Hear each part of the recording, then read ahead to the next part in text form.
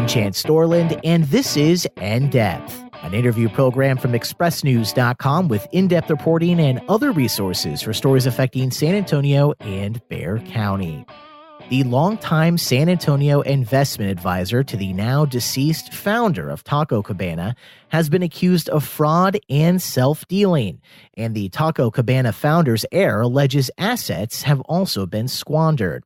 I'm joined now by Express News business reporter Patrick Daner to learn more. Patrick, it's been a while since we last spoke here on the podcast, so great to have you back here on the In-Depth podcast. Before we get to these allegations, and this is some complicated stuff, so I'm very happy to have you here on the show to explain it. Tell me about Taco Cabana and its founder, who before he died once said his success in the restaurant business made him a, quote, rich son of a bitch. That's right. We're talking about Felix Staling, who died in 2012 at the age of 85. Mr. Staling was the founder of Taco Cabana, a chain of Tex-Mex restaurants popular here in Texas and other nearby states. He doesn't. The Taco Cabana chain is part of a subsidiary of Carroll's Restaurant Group now, which spun it off into a subsidiary called Fiesta Restaurant Group. And just by way of background, Taco Cabana has about 162 restaurants and generated more than $300 million in revenue last year. But Felix Staling is best known for founding Taco Cabana in late 70s.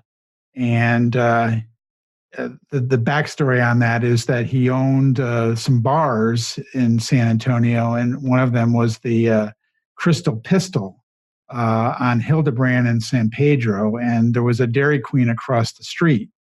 And so Staling leased the property for the bar's overflow parking. And, you know, we reported back in 2006 that letting the old Dairy Queen life fallow just wasn't in Staling's nature. So Staling, his wife, and his brother Mike got together and decided to open another restaurant in the building. And so they first considered selling hamburgers and then switched to barbecue, even spending $5,000 to build a barbecue pit before deciding on, creating a taco restaurant. And that's essentially how Taco Cabana was formed.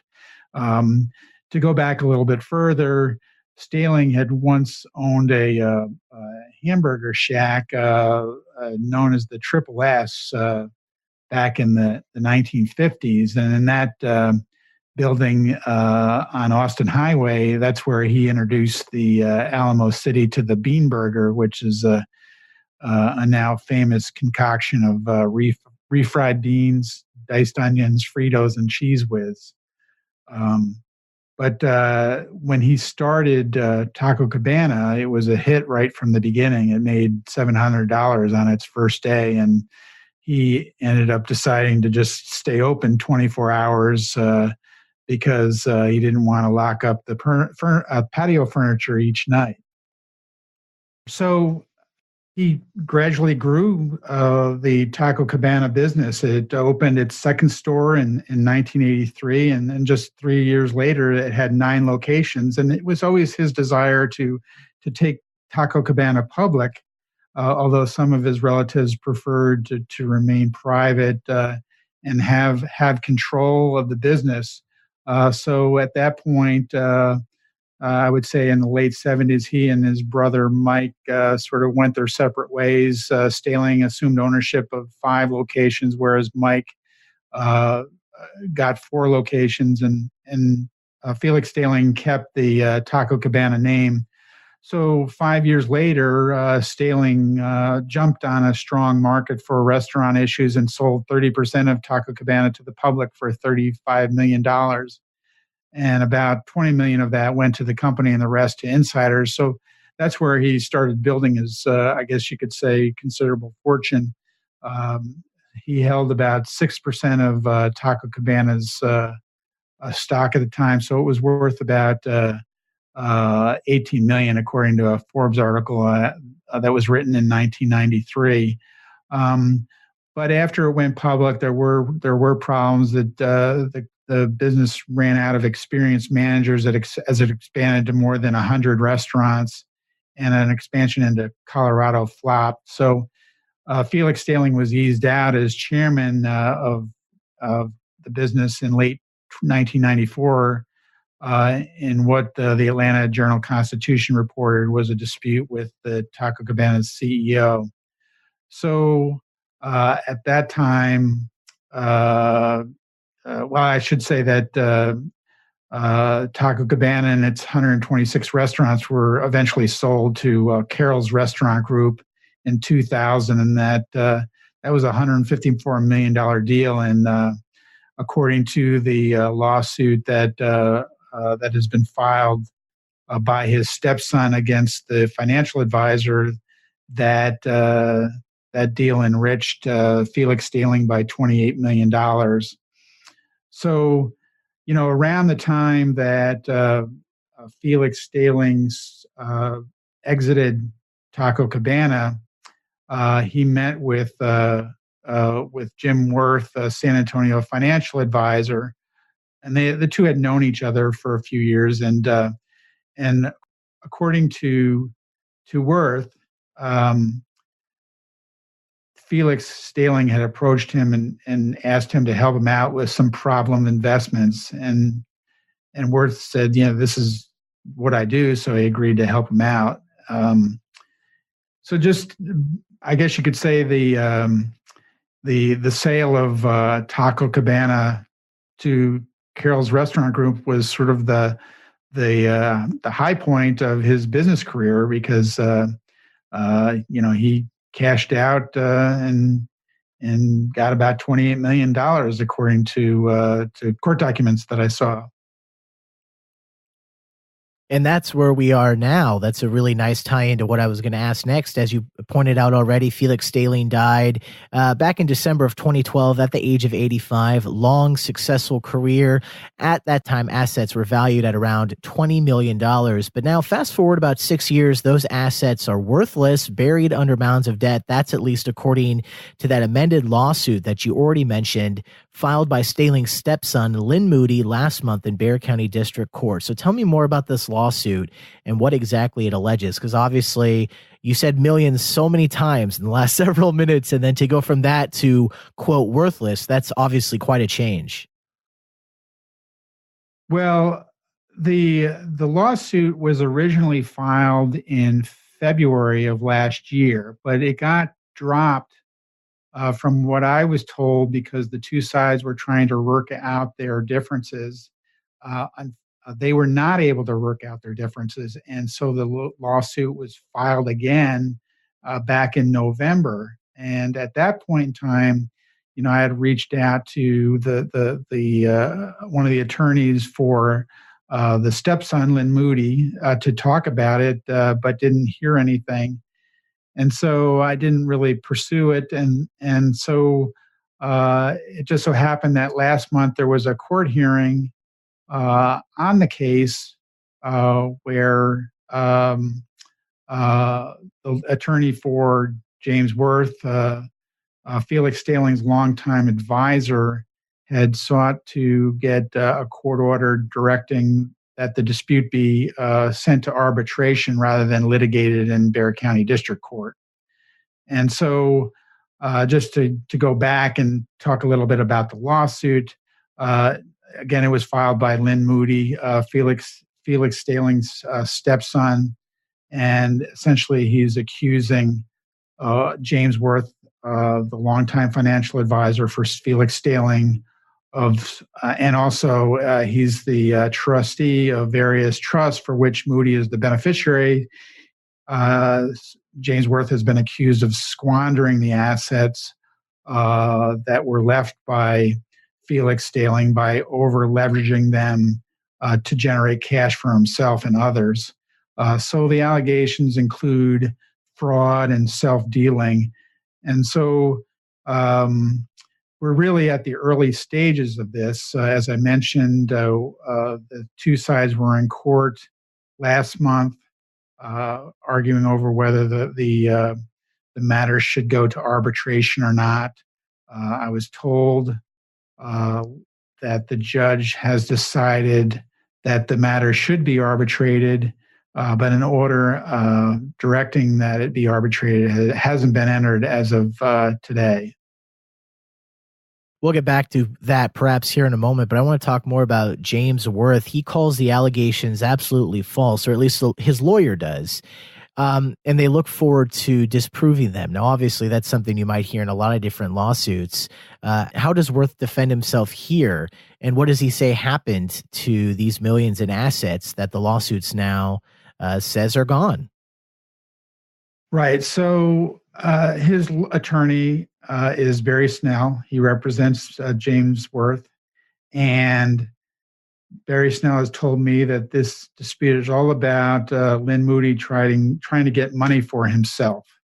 And so when James Worth took the witness stand last month in this court hearing, he blamed a lot of the problems on plunging real estate prices brought on by the 2008 financial crisis, the living expenses for Felix Staling and his wife in their final years. I should point out that Felix Staling had a stroke, and in his final, the last couple of years, he did suffer from dementia, according to an obituary we wrote at the time that he died. We had spoken to his son, Lynn Moody, at that point, and also there were some poor investment decisions, according to James Worth. As he put it, there were a lot of losers.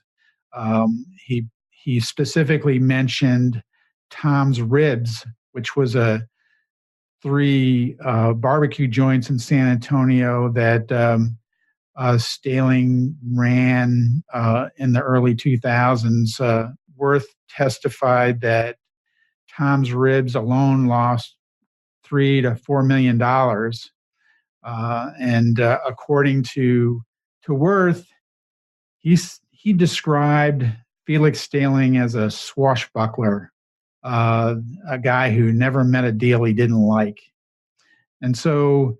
But on the same by the same token, Staling had successful investments, not the least of which was Taco Cabana, obviously.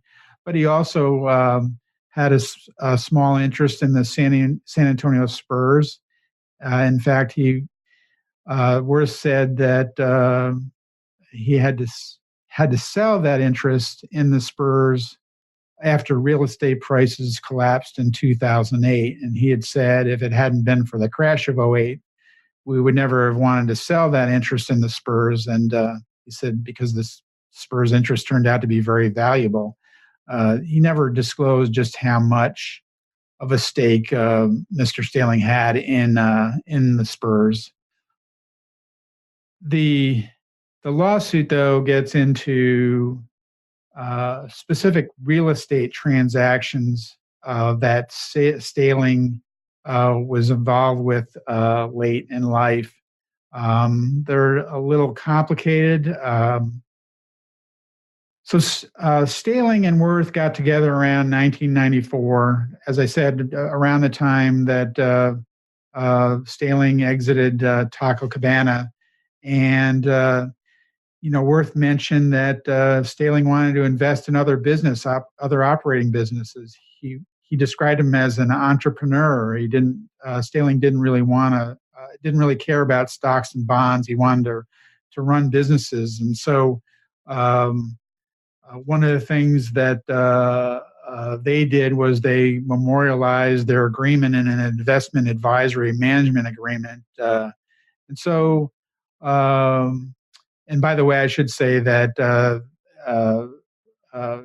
Moody's attorneys, the stepson's attorneys, say that that document has never been authenticated. So there's some dispute as to whether it's a legitimate document. But anyway, Staling operated dozens of limited partnerships, and so the pair, he and Worth, put them into a holding company called STW Interest in 2007. And STW is an amalgamation of their names. And so it was Worth who was overseeing the investments while Staling was putting up the money. That's how it was explained to me. And so, some of STW's holdings included a Seguin metal stamping and fabrication company, a machining manufacturer, and a machine components company, both in Fredericksburg. And they also had, STW also had real estate holdings, including a building occupied by Supreme Meat Purveyors, a distributor operated by Moody. They also owned some Colorado real estate. The lawsuit, though, and by the way, I should mention that those businesses that I had mentioned, the metal stamping and fabrication company, the machining manufacturer, and the machine components company, that Worth was given interest in those companies, and over time he exercised his options to buy the STW stake in those companies.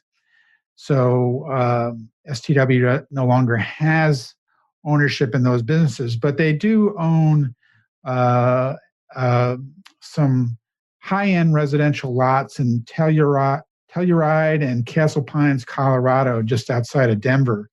And so those are some of the real estate deals that Moody's sort of questioning. And I had asked Barry Snell as to whether land was an appropriate investment for Staling, given he was in his 70s and real estate can't easily be converted to cash. And Barry Snell, again, who represents James Worth, the financial advisor, said Staling very much wanted to do these deals. And his response, Snell's response to me was, you can criticize that if you want, but Felix was very astute and very active and very much a guy that likes to do deals. He wanted to invest in things and work with them. This is not some doting old man, at least not until the very end, 2010, and after, when he was really stricken. So in 2007, records show that Staling gave power of attorney over his business affairs, including real estate, financial, and real estate transactions, to James Worth, his financial advisor. Later that year, both Staling and his wife executed their last will, spelling out what should happen with their possessions. And he died, Felix Staling did, 10 days shy of the 5-year anniversary of the will signing. And Worth is the executor of the estate. And so now the lawsuit that Lynn Moody has filed against James Worth has to do with the assets, the estate assets. And Moody alleges that Worth has manipulated the estate assets through a labyrinth maze of entities and transactions. Among the transactions that Moody is questioning is a deal where Worth acquired the Port Aransas beach house that Staling and his wife had owned but deeded to STW in 2008. And so just to walk you through a little bit of that, Worth, as general partner of STW, listed the beach house for sale and for almost $780,000 in 2010. A month later, he took out a $520,000 loan on the house, which had been debt-free. And Moody says in his lawsuit that he was never told where the proceeds went, though Snell, the attorney for Worth, says STW needed the money for its debt obligations. And so in the suit, Moody says he was told by Worth that STW was selling Worth half of its ownership interest in the beach house. And instead of paying cash, according to Moody's suit, Worth simply took over half of the $5,600 monthly payment obligations on the mortgage loan. Worth was supposed to make a $50,000 down payment, but the suit alleges there is no evidence that he did. And Worth also indicated he was granted a 10-year option to purchase the other half of the property from STW, and he offered to write a check for $210,000 to acquire the interest. But Moody says neither he nor the trust ever received any distributions from the sale. And according to Barry Snell, the attorney for James Worth, that the sale was mainly done to provide cash for STW and for it to reduce its expenses.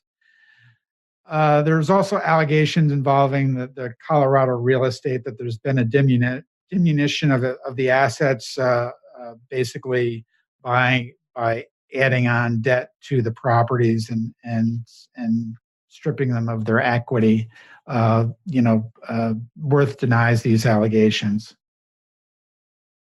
And of course, there are a lot more details on all this. It's quite a write-up. It's available online now at expressnews.com. So Patrick, before we say goodbye, just want to get your final thoughts. You mentioned arbitration before. You made it sound like that's what this case is going to end up as.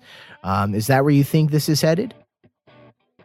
It's hard to say, because it's my understanding that the attorneys for Lynn Moody will oppose that, so they can appeal the judge's ruling for arbitration. So I wouldn't say that that's where it's going to end up. We'll have to see.